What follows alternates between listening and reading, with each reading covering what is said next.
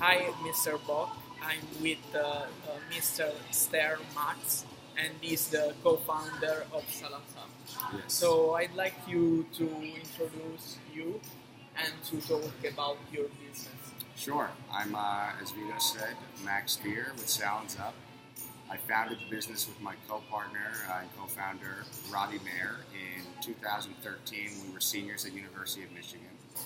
We're both from the Northeast, had roomed together as fraternity brothers, and had saw a need while we were figuring out our job opportunities.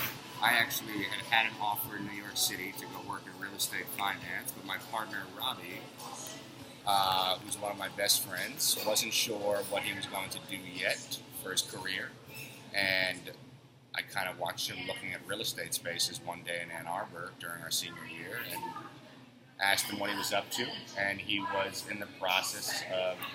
Then we sat down at Starbucks, and he told me he was actually looking for real estate spaces for a salad chain to start in Ann Arbor, in our college town, because we thought a lot of the kids we knew in school, us ourselves, didn't have healthy options and for fast service food in the market that we were accustomed to from where we were from in New York and where other people were from in coastal cities, urban cities like Chicago, Los Angeles, and really all over the country. And we thought, why isn't this in highly populated, great college towns when a lot of students would totally appreciate healthy product, not just pizza, sandwiches, and bar food? And we began really at Starbucks that moment. I said, I want in on this, and we became co-partners. I probably didn't know what I was getting into yet. And we began developing Salads Up right then and there. And now we opened our first store December 2nd, 2014. I quit my job in New York. I was back and forth and quit right when we opened to move to Ann Arbor full time.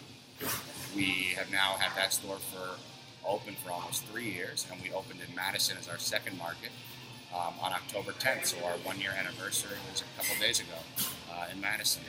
And we're targeting similar college towns, but we're also pursuing a new business plan, which is for cost synergies to grow in the market now as well.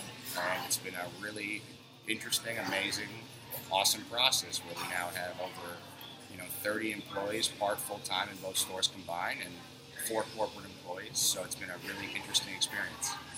Yeah, so that's great. Thank you for answering the first question. I'd like you to explain me the outcome of your business. So The outcome thus far?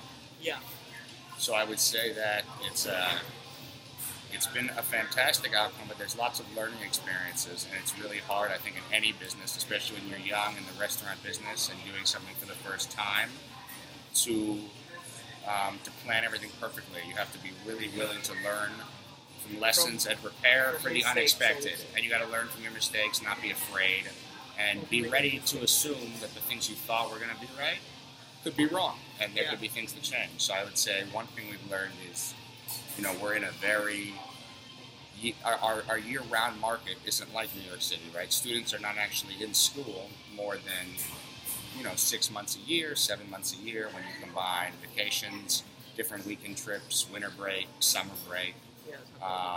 And our target audience is those students, and our locations are based around those students. So then when it comes to figuring out our model, I think a lot of that, what I'm getting to, means you have to make it very simple and also different than everything you were accustomed to, let's say in New York or LA, because those cities, while they may be paying higher rent for their space, because of the population size year-round and the income of all the people in that area, they're going to generally have more revenue. So we're a smaller revenue market, and I think we went into this just thinking, oh my God, it's going to be perfect, it's amazing, it's college, it's going to be the same thing.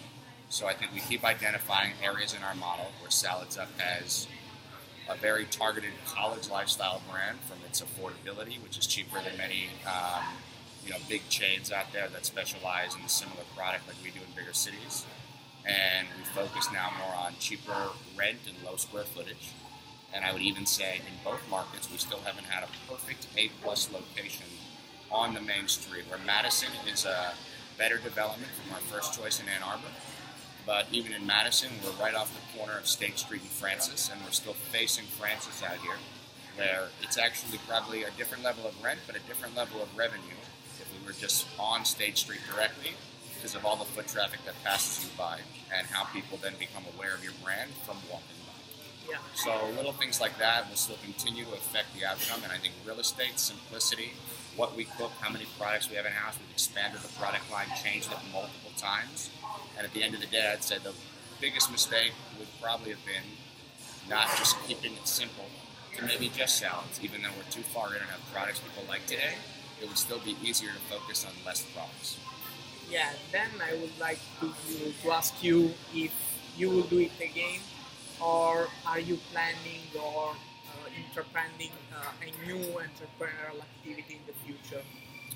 I would say Salads Up taught me what entrepreneurship means. That it's not a cliche. It's not different in every industry. It really is the same in many ways. There's a lot of mental fortitude and things you need to learn to deal with by being an entrepreneur. So what I'm most happy about when you ask that question is I'm all in on my life now and knowing that I would like to stay in entrepreneurship.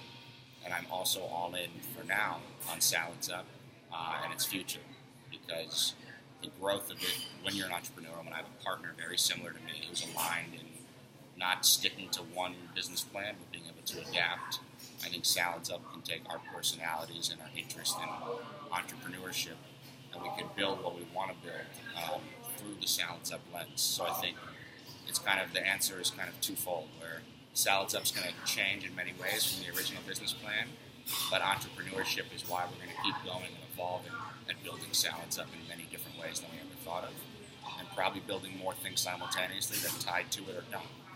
Yeah, perfect. And then I'd like to ask you about the social value of your product. On the social value end, I think in many ways we are bringing healthy product to people.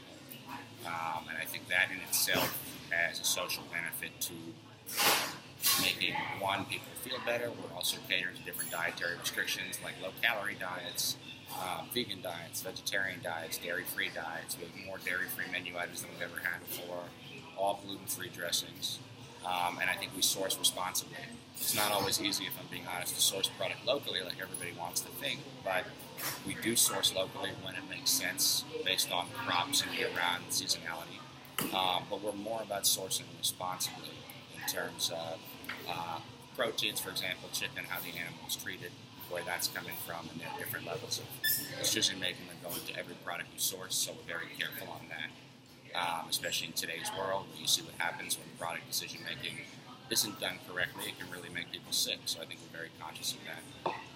And on the other end, I think in connecting with the college community, one thing we do that I think is social value, and as we speak, Vito, we're actually watching a fundraiser happen right now, where one of our biggest elements of our business is connecting with student organizations, because it's our brand, but on a social element specifically, the student organizations that sponsor good causes, charitable causes. We generally have fundraisers like one we're having now that will give 15% or so of all the sales from that day for that fundraiser to that given charity. And we're probably doing those now in both markets like 1 to 3 times a week every week. And it's really something I think great, and I'd actually like us to social media wise talk about it more too. Yeah, nowadays corporate social responsibility is really important for every kind of business. Then I saw that you have an app on the Apple Store, yes, from which client can pay. So yes. how do you come up with this idea? The Salads Up app. Yeah. So I think we always knew that we wanted to be tech savvy in a market that catered people that were similar in age to us when we started, because we started this right after college, and we found that, punch cards while they work or gift cards, those are all kind of the norm, and everybody's so tech savvy and on their phone all day that apps are so frequently used, and we see app loyalty programs in cities we were from growing up that we knew day one we wanted to create a digital mobile service app for our loyalty program. So Level Up is actually the company that's really behind our app. And they're a third-party developer and campaign manager for many clients in the restaurant business, and we're just one of their smaller ones. We probably were the smallest one to ever sign up with them from day one. So they basically developed the app for us and help us manage our dashboard to see, how many customers are coming in, how many times. We can blast customers credit, and I think the point is to make it a fun experience on your phone where there's also sharing elements, and you can easily take your phone out and say, okay, I have $20 in credited salads up today, or if I spend this much, I've spent this much so far. I scan at the register very easily, and now I know I'm earning $8 back in credit because I've hit $88 spending this month. I think we always wanted to have that kind of vibe. Yeah, so you can also get to know how many times per month your customers come. Yes, so it's great resources for really us too. important. And we get emails, so we can monetize that as well, things like that. So I have one last question, Mm. and it's about customers' feedback. Yes. So how do you receive feedback from the customers, both at an early stage of your business and also now? I think it always varies, and I think it's a great question to ask in the way you did about early stage and now. While it's still early, it's obviously two markets that are still, they sound like Midwest college markets. They're far apart. It's still a 6-hour drive to go back and forth. And as we grew from one restaurant that we started at, where Robbie and I were in there a lot of the days, all the time, we got to meet our customers, talk to them. So I would say back then, feedback was right at our face, in store, and very easy, or we get personal emails. And now, when you're balancing a whole bunch of employees, 2 stores, operations, management, and then you have all these different platforms that your brand is on, so your website, your Facebook, your Instagram, your app, Yelp, social media, Snapchat, whatever it may be. I think feedback is coming through all those different platforms, and it's really tough to know what's authentic and what's not, because sometimes, if you think about a Yelp customer, I always say, some of the customers who love my product will never write on Yelp they love it. That's pretty rare.